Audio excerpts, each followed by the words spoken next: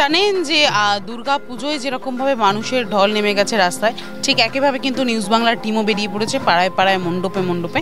আর এই মুহূর্তে আজকে আমরা দাঁড়িয়ে আছি একেবারে মহুয়া ক্লাব, যেটা কিন্তু আমরা প্রাক পুজোতে দেখিয়েছিলাম।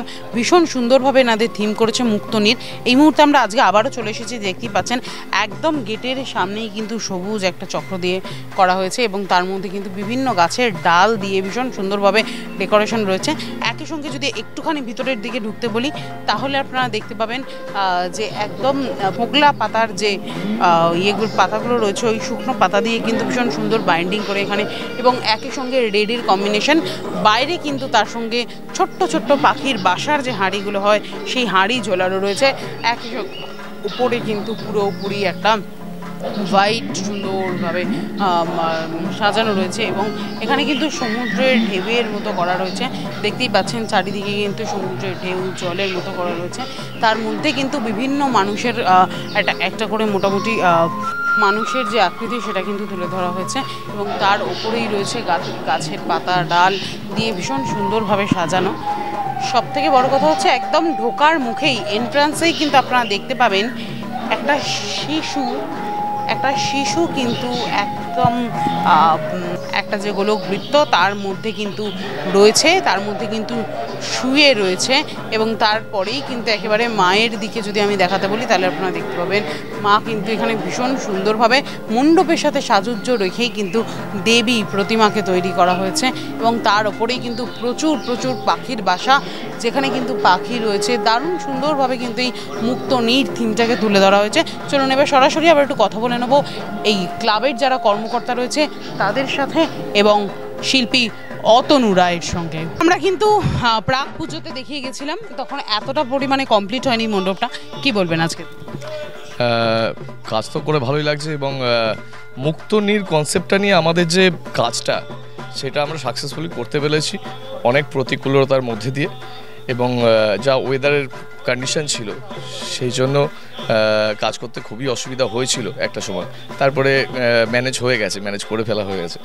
তো মুক্তনীর বলতে আমরা যেটা বলতে চেয়েছি এখানে, আমরা সবাই আলটিমেটলি বন্দি হিসাব মতন, আমরা সবাই মুক্তির খোঁজে রয়েছি। একটা শিশু যখন জন্মাচ্ছে তারপরেই তার পড়াশোনা, তার অফিস, তার সংসার বলুন, তবে বৃদ্ধ হলে তার ছেলে মেয়ে বলুন, সব কিছুর দিক থেকেই তারা বন্দি। আমরা একটা মানুষ, তো আমরা একটা মুক্তির নিঃশ্বাস কখনো নিতে চাই নিজের। একদম এন্ট্রান্সে দেখেছি একটা বাচ্চা শিশুকে দেখানো হয়েছে, সে একটা একদম খড়ের দড়ি দিয়ে বোধহয় একটা গোলক বৃত্ত করা হয়েছে। এটা যদি একটুখানি ব্যাপার হচ্ছে, এটা একটা বাবুই পাখির বাসা করা হয়েছে। বাসা তো একটা বাচ্চার জন্মের সময় যে বাসা থাকে আর কি, মায়ের গর্ভে থাকে, সেই ব্যাপারটাকে এখানে তুলে ধরানো হয়েছে, একটা সৃষ্টি সুলভ ব্যাপার। তো তার সঙ্গেই একটা দড়ির কনসেপ্ট, যে বাবুই পাখির বাসা তো সবাই এমনি করে, আমরা একটু দড়ি দিয়ে কাজটা করি, সেই জন্য একটু কাজটাকে আলাদা করে করা হয়েছে। তো সেটাই চেষ্টা করা হয়েছে ব্যাপারটাকে। মায়ের কাছে কি চাইছে? মায়ের কাছে চাইছি যেন এরকম শুকনো ওয়েদার থাকে, সবাই যেন মণ্ডপে খুব সুন্দরভাবে ঘুরতে পারেন, এবং আমাদের এখানে আসতেই হবে আপনাদের। আজকে বেলঘড়িয়ার নীলগঞ্জ রোড মহুয়া ক্লাবের দুর্গাপুজো দেখতে প্রত্যেককে আসতে হবে এখানে। কি বলবেন, কেমন লাগছে এত দিন রাতের পর এরকম সুন্দর একটা মণ্ডপ, যেখানে কিন্তু ঝড় জল বৃষ্টি সমস্ত কিছুকে তোয়াক্কা না করে একদম বাঙালি কিন্তু মেতে উঠেছে দুর্গাপুজোর আনন্দে? কি বলবেন? সত্যি কথা বলতে কি, আমরা খুব খুশি। অতনু রায়কে, শিল্পী আমাদের যে অতনু রায়কে আমরা পুরোটাই স্বাধীনতা দিয়েছিলাম যে তুমি ভাবনা করে ব্যাপারটা করো, কিন্তু মুক্তনীর যেভাবে চতুর্থ দিন আমাদের ঠাকুর উন্মোচন করা হয়েছে এবং চতুর্থ থেকে যেভাবে মানুষের জনস্রোত এবং সারা রাত ধরে যেভাবে মানুষ আমাদের এই পুজো মণ্ডপে এসে উপস্থিত হচ্ছে, সত্যি আমরা গর্বিত এবং আনন্দিত, এবং শিল্পীকে ধন্যবাদ জানাই তার ভাবনা যেভাবে মানুষ গ্রহণ করেছে। এবং এটা সত্যি কথা যে মহুয়া নীলগঞ্জ রোড মহুয়ার উপরে মানে দর্শনার্থীরা একটা প্রত্যাশা করে, আশা করি আমরা সেই প্রত্যাশাটা পূরণ করতে পেরেছি। এবং যারা এখনও আসেননি তাদের কাছে আমাদের আবেদন যে আপনারাও আসুন নীলগঞ্জ রোড মহুয়া দুর্গা পুজো মণ্ডপে, এবং আপনারা আশা করি আপনারা পুজো মণ্ডপ দেখে আপনারা খুব আনন্দিত বোধ করবেন। কি বলবেন, কেমন লাগছে? খুব ভালো লাগছে। মায়ের আগমনী থেকে চতুর্থী থেকে পুজো শুরু হয়েছে এখানে, এবং প্রতিদিনই দর্শকরা যারা আসছেন ঢল নেমেছে।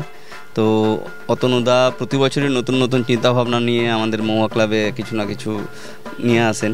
তো এবার যে মুক্তনীর মানে মুক্ত বাতাস বা মুক্ত বাসা, তো সেইটা চিন্তাভাবনা খুব সুন্দর হচ্ছে।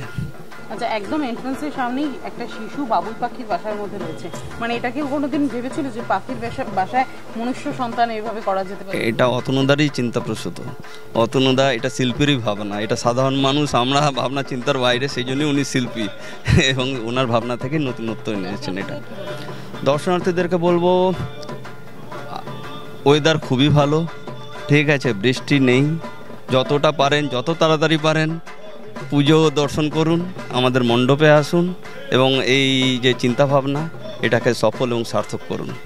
একেবারেই মহুয়া ক্লাবের যে মুক্তনীর চিন্তাভাবনা, অতনু রায়ের ভাবনায় এই মুক্তনীর কিন্তু সকলেই এসে এখানে মুক্তির স্বাদ পাক এবং এখানকার যে মণ্ডপ, সকলেই এখানে মণ্ডপ দর্শনার্থীরা দর্শন করতে আসুক, এখানে প্রচুর মানুষের ভিড় উপচে পড়ুক বা মানুষ অনেক বেশি করে এখানে আসুক, এই শুভেচ্ছা এই শুভকামনা রেখে আপাতত আমরা এখান থেকে বিদায় নিচ্ছি। ক্যামেরায় সৌরভের সাথে তিতির মুখার্জি, নিউজ বাংলা।